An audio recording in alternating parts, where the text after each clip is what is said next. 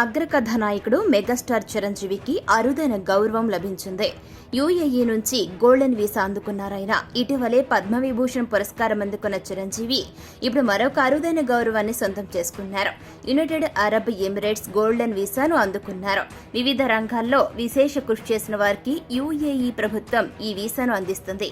ఇక తాజాగా దీన్ని అందుకున్న సినీ ప్రముఖుల లిస్టులో మెగాస్టార్ చేరిపోయారు. దీంతో ఫ్యాన్స్ శుభాకాంక్షలు చెబుతున్నారు. పెట్టుబడిదారులు, వ్యవస్థాపకులు, శాస్త్రవేత్తలు, నటులు, అసాధారణ ప్రతిభ కలిగిన గ్రాడ్యుయేట్లకు 10 ఏళ్ల కాల పరిమితితో యూఏఈ ఈ ప్రత్యేక వీసాలను అందిస్తోంది.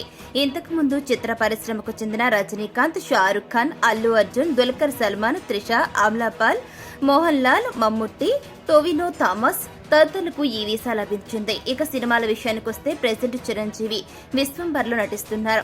వశిష్ఠ డైరెక్షన్ లో సోషల్ ఫ్యాంటసీ చిత్రంగా ఇది రూపొందుతోంది. 200 కోట్ల రూపాయలతో నిర్మిస్తున్నారు. ఇందులోని యాక్షన్ సీక్వెన్స్ లు సినిమాకే హైలైట్ గా కానున్నాయి. ఇందులో 5 హీరోయిన్లు ఉన్నట్లు టాక్ వినిపిస్తోంది. ఇప్పటికే త్రిష, ఆషికా రంగనాథ్ను తీసుకున్నట్లు చిత్ర బృందం ప్రకటించింది. సురభి, ఈషా చావ్లా, మీనాక్షి చౌదరి పేర్లను త్వరలోనే ప్రకటించే ఛాన్స్ కనిపిస్తోంది. వచ్చే ఏడాది సంక్రాంతి కానుకగా జనవరి 10వ తేదీన ఇది ప్రేక్షకుల ముందుకు రాబోతోంది.